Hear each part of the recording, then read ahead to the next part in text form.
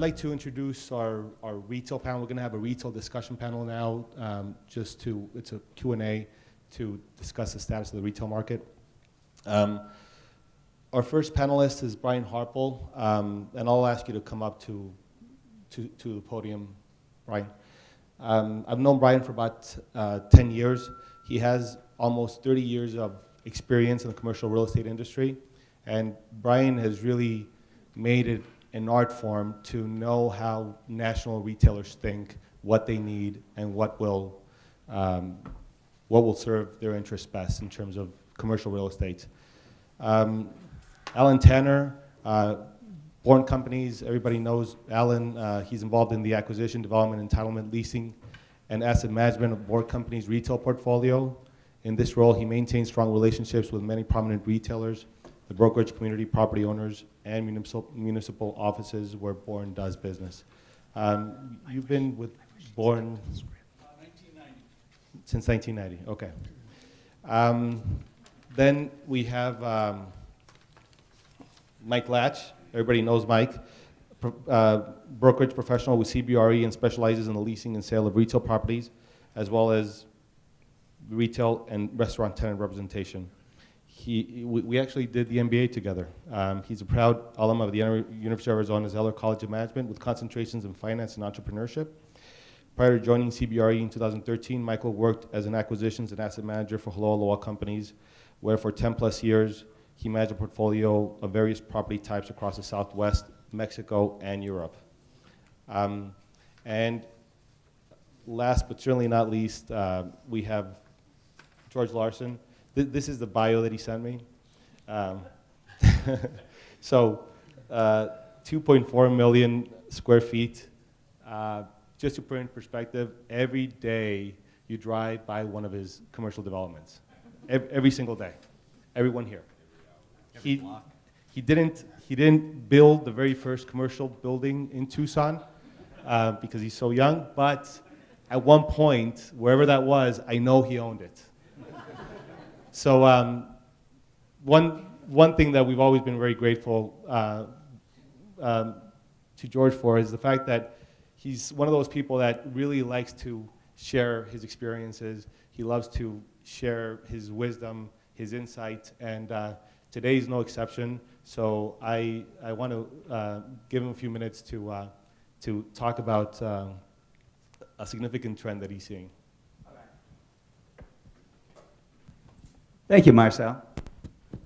Good morning, everyone. Can you believe the drumbeat of negative publicity about retail? I mean, it's unbelievable. Let me read some headlines. You've seen them in the paper. America is going through a shopping shakeout. Retail hell. Bankruptcies now higher than during the Great Recession. The Great Retail Apocalypse of 2017. Retail stores closing pile up in 2017. And then there's Warren Buffett. He laid into retail at his recent Berkshire Hathaway annual meeting. Listen to these quotes. Warren Buffett just confirmed the death of retail as we know it. The department store is online now, billionaire investor said Saturday at Berkshire Hathaway's annual meeting. Buffett isn't just sounding off about the demise of traditional retail. He's been pulling his money out of the industry as well. Now, I know I'm no match for Warren Buffett. He's like the world's greatest businessman. He's Thomas Edison and Henry Ford and Steve Jobs and Bill Gates all wrapped together in one unbelievable Google. So, I know I'm no match for that silver-tongued bastard. Compared to him, I'm like, some person with a recent head wound. But someone's got to defend retail. And I think it should be me, since I owe about $200 million in personally guaranteed loans. So let's take a look at various headlines and see if we can distinguish fake news from real news about retail, because it's been taking a big hit. So here's the first one, department store sales sag. This is a test for all of you. Does that sound like real news or fake news? Real news. All right? How about the next one?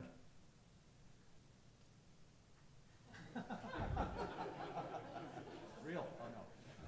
It's just a test to see if you're all alert. All right, this one is fake news, so we're being aware of that. Here's another one coming up, Andy. What do you think? Real news or fake news? Twice as many stores have closed this year. True or false? Or will close this year? True. How about the next one? Now. What do you think? Look at the date. That was true. How about the next one? This is the Warren Buffett one that we're talking about. Yeah, that's true news. How about the next one? As retail woes mount on board and seen handing out half-price chili coupons. Yeah. All right, see, we're seeing that fake news. Look at this one from 2007. Is that real or is that fake? That's real. Arizona was number 2 in population growth. I think it was employment growth in 2007. We were poised. This was the big forecast seminar. We said that retail is on a roll. What happened the next year? Yeah. This is, we're forgetting it. We're just about the time. It's about a 10-year cycle we forget, right, Brian? How about the next one? What do you think? That's true. Yeah. Sears is really hurting. But look what Donald Trump says. I think that's very apropos. He says, maybe shut up. How about the next one? Bloodbath. How's that one? Real? That's a real. Was a real one. Yeah. And the next one? Let's see.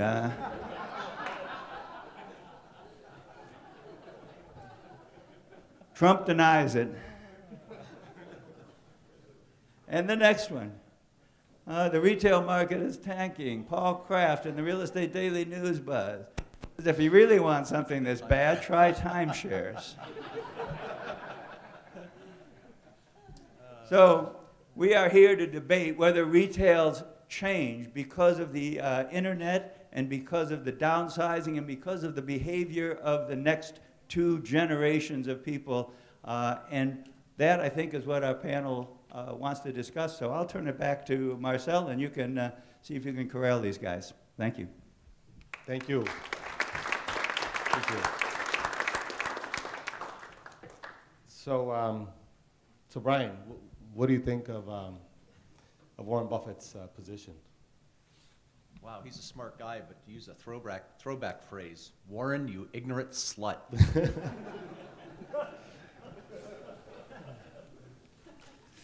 George, thank you. It really is always it's always a treat to when you share your wisdom with us. So I'm always personally grateful.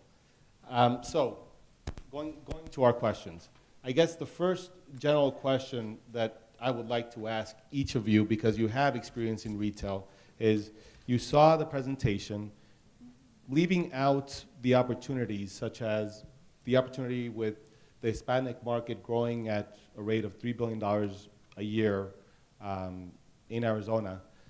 If we just focus on the possible, I wouldn't call them threats, but disrupting factors that are going to be coming on in the next 5 to 10 years. And this is going to be a question for each of you. How would you identify those disruptors, and how is your organization planning on sort of dealing with them? So let's start with Mike. Well, I think one of the threats is going to be a continuation of store closures, as George just went through. So I think that's not something that's going to change in the near future as retailers continue to figure out their omni-channel offering. So I think in order to combat that, and for those of you who are at CCIM forecast, we kind of touched on the same thing. A lot of landlords are starting to look towards Amazon-proof businesses, if you will.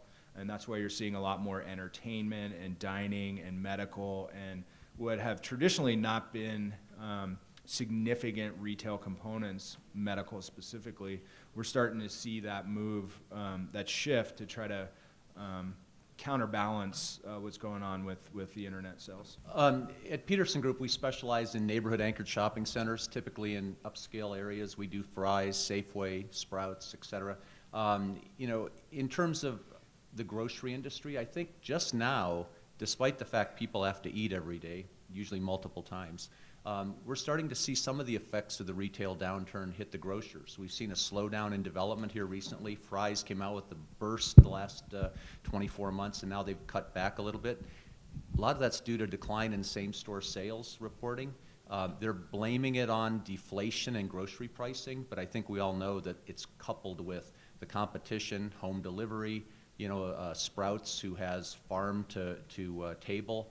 And so, you know, there's an assault on retail in general. For what we do, we make our money, it's no secret, not doing the grocery deal. We make our money doing the peripheral shop space and the pads. Retail has certainly changed in that area. You know, we talk about med-tailing. We see retail therapy. I mean, you know, you've seen Massage Envy and The Joint. There's a new group coming into this market now, and this is not a joke, you know, called the Stretch Zone. You go in at 5'8", and they promise you'll come out at 5'9". I mean, you know, 5'9". So, you know, the face of retail's changed. That peripheral shop space now is such that it's not the typical lineup you expect. Yeah, it's nail salon, hair salon, et cetera, but it's you know, totally different from what you'd expect from the past 20 years. 2016 was the first time in history in the United States that restaurant sales surpassed grocery store sales. So there is a demographic shift, if you will, that's having an effect on those grocery stores, and as a result, potentially the shop spaces around them. We've had, in fact, I would just take a second. The University of Arizona has Consumer Sciences College, which focuses specifically on retail. It's one of the top 3, I think, in the country. They host a global retailing conference every year here, and it's supported by Terry Lundgren, the exiting CEO of Macy's. And so they're able to bring out industry leaders in retail every year. They've done it for the past 20 years. And so for the last 3 or 4 years, they've been very focused on the impact of internet and mobile shopping and the education of the consumer, which is really increased actually the buy component of the product. So if somebody's gone online, researched the product, and then gone into the store, there's a 93% chance that they're gonna go ahead and execute on that transaction. So the consumer's becoming more educated, and there's greater transparency with regards to pricing and availability in products. So I think what is really incumbent on all of us is to understand how the retailers are looking at the evolving landscape, and to engage in trying to put ourselves in their shoes to figure out the right merchandising mix to help consumers come to the property, because that's what we all are here to do, is to provide the right environment for those retailers to engage. So I think services are going to continue to be a real leader in this field. Restaurants and entertainment, I think, as Brian and Michael referenced, are now absolutely critical. In the past, theaters were seen as, boy, that's a tough economic deal to make. Now the focus is, boy, how can you get a theater? How can you get that entertainment on your site to drive those multiple trips? So the landscape's changing at warp speed, and I think creating the merchandising mix, of which is broad-based attractiveness to the trade area, is what really is going to help us stay on the forefront of that. You know, another thing to consider is that the universe of goods is being divided into commodity goods, and they're making the decisions on commodity goods on price versus value versus convenience. They don't care about buying diapers and commodity goods, and that's the majority of items that are being sold in stores right now. So there's the challenge. Maybe that's 75 or 80% of the things that you buy every month. The other portion, that's where the luxury good things come in, the luxury good sales and the experiences and the services that people want. They'll use that portion of their money to buy things that they cannot get online. But I worry about the fact that about 80% of the things that we buy every month are commodity items, and they're very vulnerable to being able to shop them with intelligence off of the internet. Mike mentioned the trend that we're seeing with a lot of more traditional retailers being replaced by other categories of users, medical and particularly restaurants. Do you, Mike and Brian, this question for both of you, do you expect to see any particular trends in restaurant over the next 5 to 10 years? Are you expecting to see a growth, a different type of restaurant, different size, smaller, bigger? What are your thoughts? I think we're already seeing it. The days of a 7,000 to 10,000 square foot restaurant are numbered. If you look around in our market, there's multiple restaurant spaces that are available that are that size. It's a very competitive business and if you execute perfectly, you're looking at 6 to 8% drop into your bottom line. So there's not a whole lot of room for error. Couple that with increasing minimum wage, increasing food costs, and heaven forbid you try to raise your prices on your customers. One way to combat that is the smaller footprint. And I think that that's a trend that we're going to see continue going forward. And a lot of those large restaurant spaces that are sitting there vacant are going to end up being carved up into smaller, more manageable units.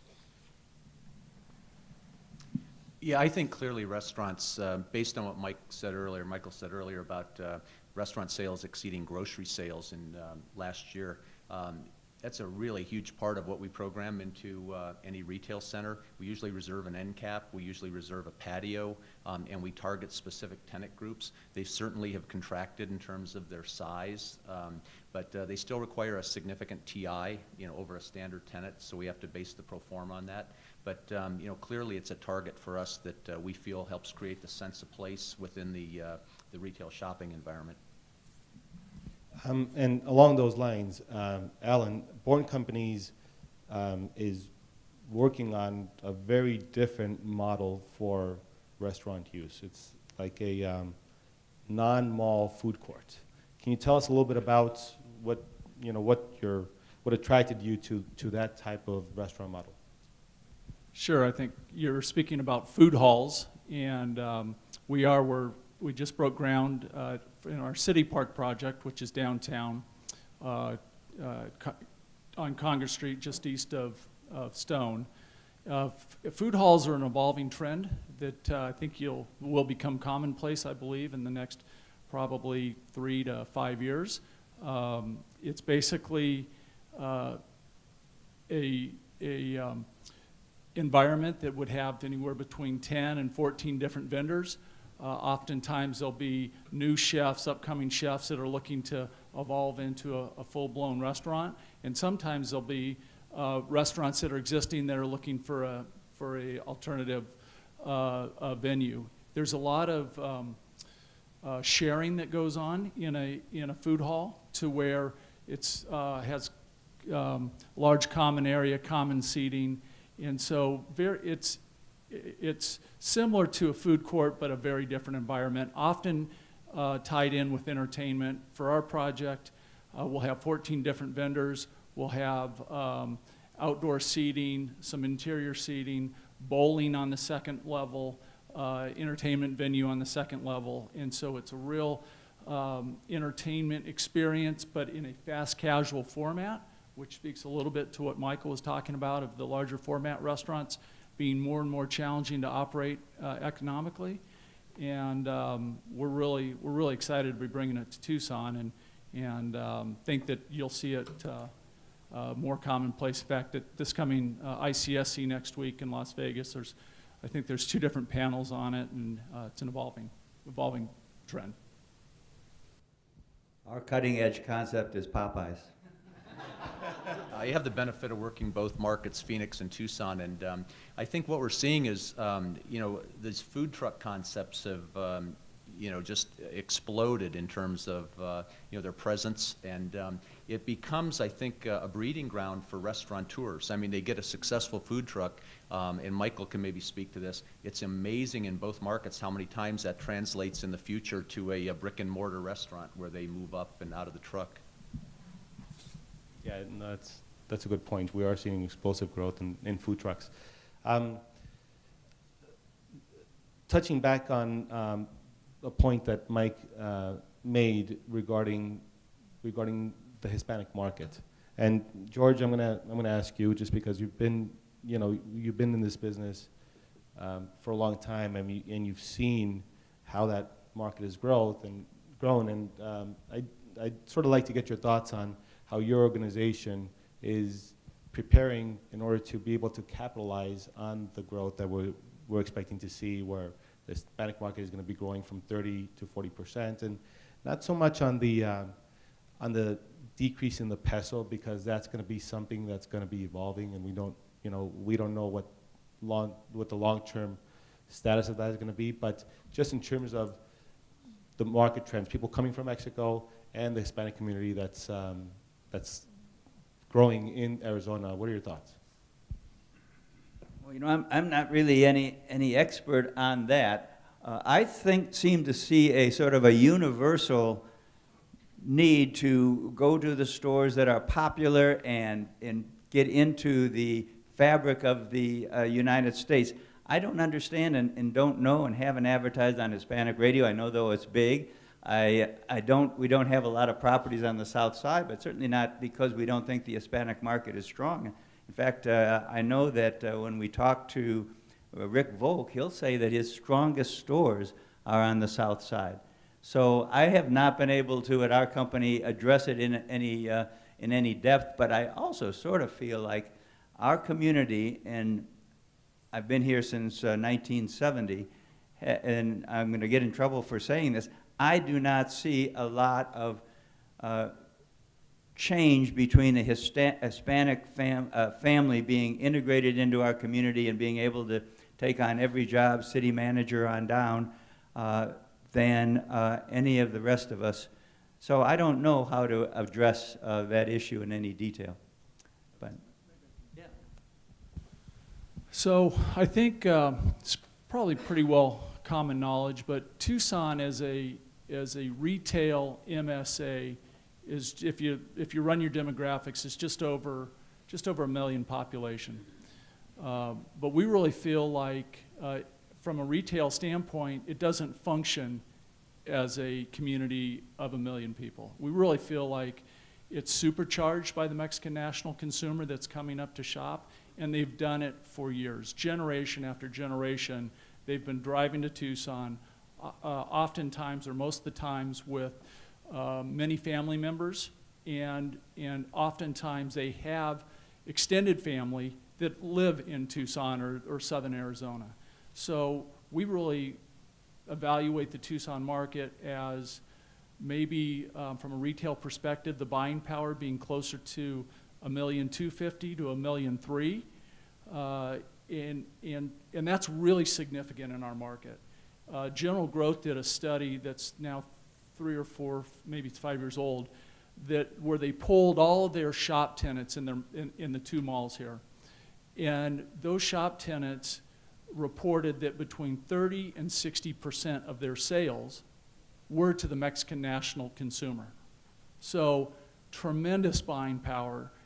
They're coming here specifically to shop, to see family, maybe for education and for healthcare.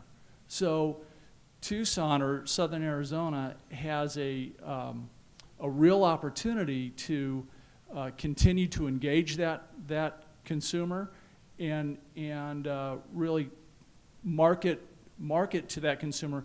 One of the easy ways to do that is through restaurants, and because they really look at that as a communal time together, family time, and so it's not only the Mexican national, but it's the existing it's an existing community here that supports that. And certainly with our project that we're under construction with at I-19, that's a large focus for us.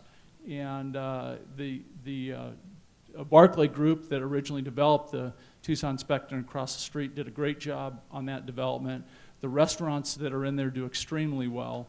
That whole southwest trade area is underserviced as far as restaurants and actually retail. And so there's really a very significant demand for retail, additional retail product, and particularly in that area. But they come up and they shop the entire market. They'll stop at 5 or 6 different locations across the market, and so really significant buying power. Okay, because you're absolutely right. You know, they're up here. It's a holiday for them, and you know, they're gonna be going to places that. Yeah, their mindset is to spend. Yeah, exactly. Mike, any thoughts? You have a. Yeah, I don't know that I have a whole lot to add, other than I think everybody's well aware how important the Mexican consumer is. It's buoyed our market in times when times get tough, and I think just as a community, we need to engage the Mexican consumer better, let them know that they're welcome. Offer, if you own large shopping centers, market to them directly in their home state. You know, offer incentives to shop at your center, bring them to you. Nancy McClure and I leased the Tucson Spectrum Shopping Center at I-19 in Irvington across from Bourne's project, and it's incredible around the major holidays, including Easter, how many Mexican license plates there are in that parking lot. It's unbelievable. So I think we just need to encourage them, let them know that they're welcome. And also, you know, if we are competing for that customer with Phoenix, you know, there's a lot of them, like it was said, there's a lot of them that have the stronger buying power and are going up to Phoenix. We in that particular regard, Phoenix is a competitor, and with respect to most other services, you know, Phoenix is not a competitor in the sense that it's supplying its local population just as we are, but that market is, you know, it's not one that should be ignored. Brian? Yeah, just 2 quick thoughts to tag on. One is, I think, you know, we have the benefit, most people, the Mexican shoppers coming up from Hermosillo and the state of Sonora probably drive.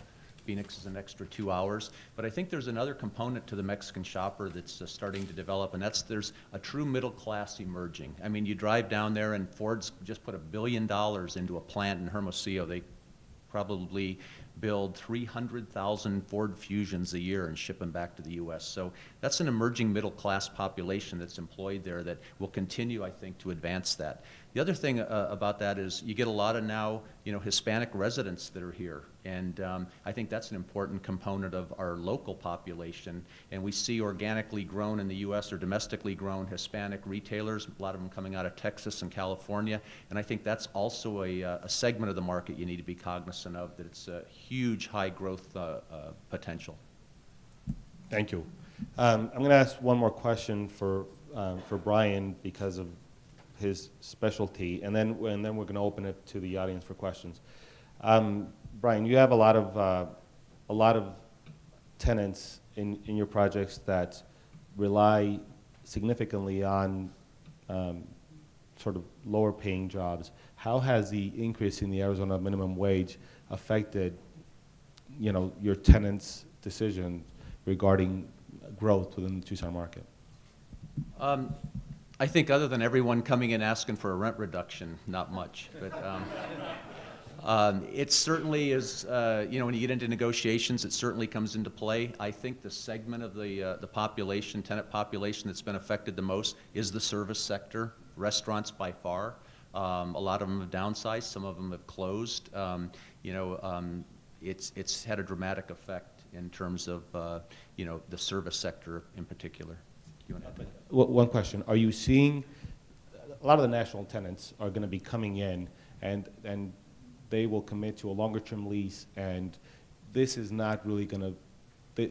I mean, this might play a factor, but that's not something where after the fact it's going to be much of a negotiation with respect to rent reduction. My question is, did you ever see an actual decrease in the level of interest from a lot of these national tenants in terms of new locations after that law was passed? And maybe it's, maybe it's still too soon to see Yeah. any trend? No, I think we have. And it gets, sometimes it gets very clouded with, increasing operating costs, including minimum wage, the competitive nature. I mean, you take the sandwich shop industry. Yeah, Subway's closing 3,000 restaurants nationwide this year, and they blame a lot of that on the minimum wage specifically. But they've also been, attacked at all angles by Even Stevens and Jimmy John's and a lot of other sandwich shops that are maybe a little more on their game. They're newer, they're fresher in the consumer's mind. So I'm not sure how much of it is the minimum wage as much as it is the competitive landscape. Okay.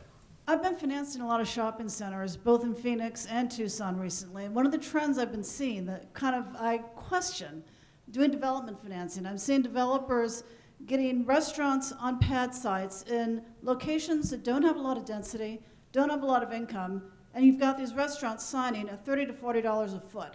And I look at it, one of them is a Mexican shaved ice place. How many Mexican shaved ice can they sell and pay $40 a foot? Do you think that this restaurant pad trend is getting overdone, and are the entrepreneurs starting up restaurants too fast? Are we getting overbuilt? I think you bring up a good point, especially when you break it down to how many of those Mexican shaved ice things do you need to sell just to cover your overhead. And at the end of the day, you probably want to profit a little bit for all your efforts. So I definitely agree that it's tight. And what I think is going to happen is concepts have to be fresh. They have to be willing to innovate. They have to change. I think they're going to start implementing more technology into their business so that they can reduce some of their other costs like labor. And so I think that there will continue to be turnover in those pad type deals. But for every restaurant space, when they come out in the Arizona Daily Star and they have 15 Tucson restaurants you'll never see again, there's 30 people vying for those spaces. So it's not like there's a shortage of demand. Arizona has, it's either been number one or number two in restaurant sales growth in the entire country over the past couple years. And I don't think that trend's going to change anytime in the near future. I'd like to comment a second. Mike, where's Mike Nafee? Where you showed the pro forma for a strip center development, one of the key metrics was that the sales at $300 per square foot would support the rent at $25 or $27 a square foot? First of all, that's the $300 is across the board. That includes junior anchors, small shops, everything. If you're taking a small shop space and you take a percentage of sales of 6 to 8% for your rent, you're more like $400 a square foot. Yeah. That's the question that's got to be on our minds is when you put a tenant in at $27 a square foot net rent, they have to generate about $300, perhaps $400 per square foot on a 2,000 square foot store. That's a minimum of $50,000 a month in sales. There's not a lot of shave ice places and dog groomers that can pay that kind of number, and there might not be a lot of hair salons. So that's one of the issues. When you bump up against above $25 a square foot, you've got to figure out whether or not the tenant can actually make the payments. I'm wondering if any of the retailers have done studies to determine what type of percentage consumers are willing to pay over what they can find online to be able to have their hands on, know what they're getting for sure. I don't know of any I haven't seen any data that would talk to percentages other than if the consumer is educated on the product and they come into the retailer's establishment, that there's a much higher percentages of acquisition of whatever merchandise is. I think it's I guess I would also say one of the evolutions that's occurring is you've had pure play e-commerce retailers now start to evolve into brick and mortar locations because the customers want to be able to come in and have that interaction, and some have done it to provide a location for returns and to get the customer in the store to have the opportunity to upsell or sell additional merchandise. But it's the e-commerce is going to continue to have a major driver in the buying power of the retailers. The amount of Amazon boxes that come in our shop every day, our office every day, is just mind-boggling. I mean, it's kind of crazy, but online shopping is really the elephant in the room here. I mean, Amazon, for as big as they are during the holiday season in 2016, only made up 45% of the online market during the holiday shopping. The next closest competitor were like Walmart and Best Buy with less than 5%. So now you look at it and you say 50% of that market is dominated by a few big players, but 50% are a lot of unknowns, and that's going to continue to be a trend. It's had a dramatic effect, I think, most on kind of the mid-box users that are out there, the group that we call, they know what size they don't want to be, but they're not sure what they want to be going forward. It's had a tremendous effect. And while everybody's contracting, the word on the street now is that Amazon's looking to buy a retailer and put Amazon stores throughout the United States. So, we'll see what happens in the next few years. A lot of these stores, the big box stores that you go to, they do price match. So you literally can scan the product, find out how much it's being purchased for online, and they'll honor the same price. So I don't think that the consumers are fully aware of this. In fact, one time I had this idea of just doing a website that was called Price Match that will allow you to just scan it and then show it. And I think somebody ended up doing it, but they're matching the prices. And I think it's a no-brainer. If you can touch the product, have a technician show you a little bit how it works, and at the end of the day, you're paying the same price as you would if you have it shipped. Ignoring even if you're getting free shipping, it's a better value proposition. How is your food court that you're doing downtown different than the food court that has been in shopping malls for years? I think the entertainment component, where it's obviously a very, very fresh, updated feel to the internal experience. Having the additional entertainment options, being highly accessible for us in downtown, being highly accessible to the employment density and the weekend density with the entertainment venues around. So it's gonna look very different. Also, it'll have a bar and liquor component that the millennials and the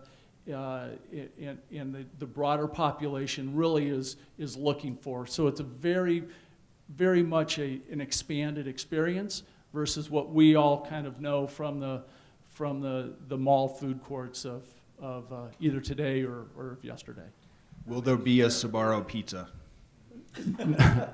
No. Mall seems to be a four-letter word this year, particularly the Class B, Class C regional malls, as the eventuality of losing Sears, Macy's, Penny's. Have you seen any developers out there successfully redeveloping these or backfilling these department store big boxes? For instance, I had heard that a mall developer has redeveloped into multifamily, so there's kind of a multifamily piece of these malls.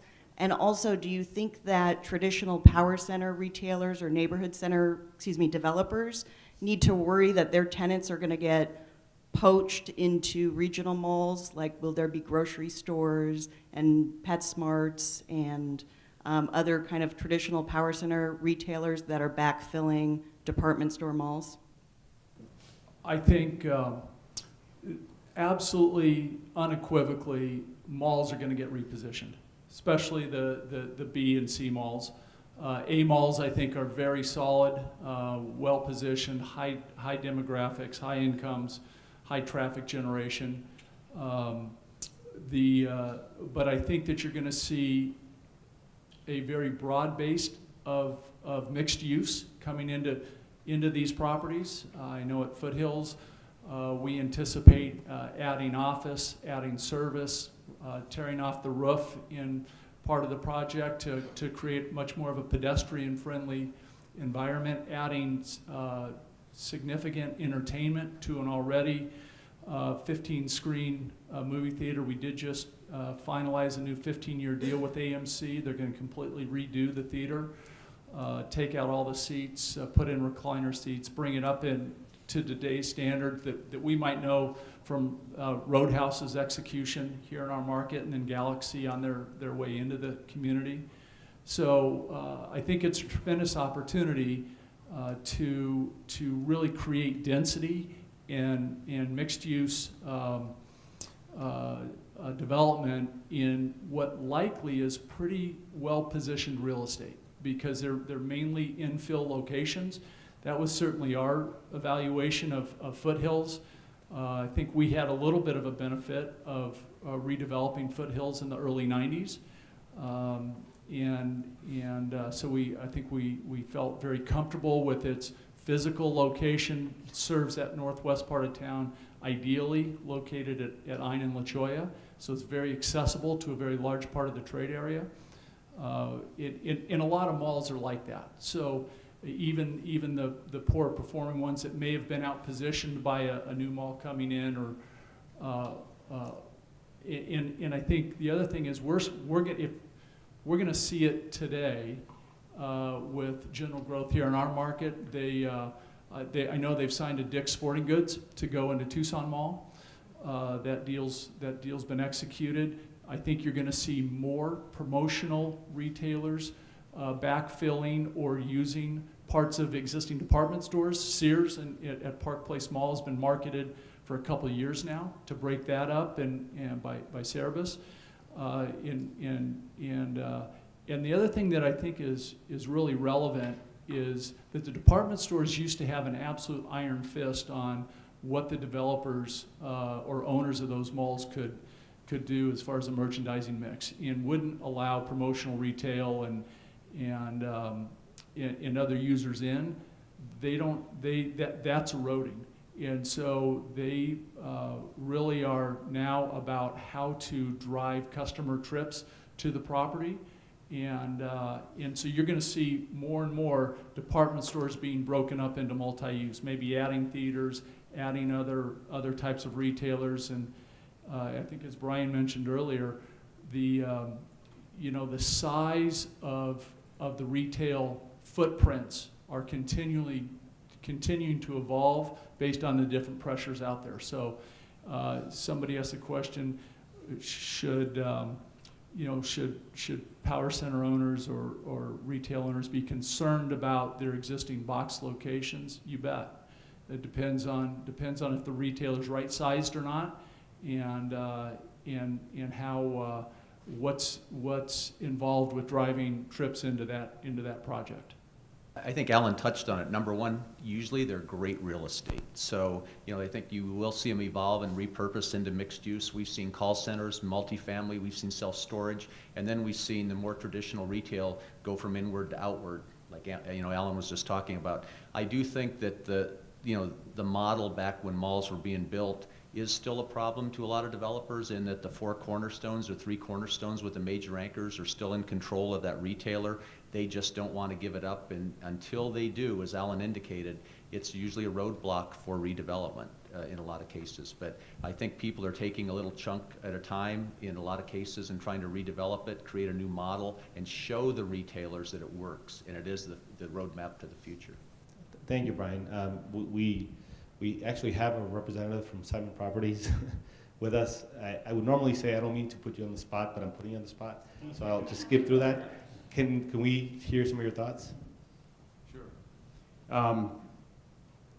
Simon Property Group, obviously they have several shopping centers around the world, but to answer the question about the department stores, I mean, they are in the process and I don't have all the specifics. I'm not with the retail side, the regional mall side, but I know in reading some of our internal workings, there are several department stores now that have been either demolished and rebuilt with another type of use, being a theater, being some other type of component that's a complement to the area, or they've been downsized, they've been chopped up into smaller places. So that is in process. I mean, you guys are absolutely right on target with your comments about it. So. Okay, thank you. So we'll take one more question from Tim. You were. That was kind of my question. Would he care to comment on how well his property's been received out there at Linda Vista? And how's the property? So the question is, what reception have you gotten to your property in Linda Vista? Twin Peaks, and you're talking about Tucson Premium Outlets, where I'm at. Yeah, the project's doing well. It opened, a little over 85% occupied. We still have a few of those spaces available, the original spaces. As we know, and as Warren Buffett said, retail's dead. So, we've lost a few tenants, as a lot of other shopping centers have all across the country. With the Limited going out, BB. We're fortunate we didn't have some of the other stores that you may have seen gone out. I think Rue 21 just filed bankruptcy. You have Payless Shoes going out. So, all in all, I mean, it's a tough retail year. I mean, there's no question about it. We may have one or two others that fall out, but it's not just falling out at Tucson Premium Outlet. It's falling out, all across Phoenix, Arizona, the rest of the United States. But overall, the center's doing well. We're looking forward to filling some of the spaces we have. So if any of you have any retailers that you like to, bring over to our way, we'd be happy to talk to you about it. Yes, please. Yeah, and also as it relates to outlets, the Premium Outlet platform with Simon, one thing they mentioned on a recent call is outlets really are still doing well outside of just your normal retail store. And Premium Outlets as a whole is looking at some retailers that haven't expanded to an outlet store, like Nordstrom Rack has and Saks Fifth Avenue off Fifth, to move them to the outlet platform as well as, an expansion to more revenue. So. And you made it easier for Bourne to buy the Foothills Mall. So, thank you everybody for your time today. I want to thank the retail experts for their lively discussion.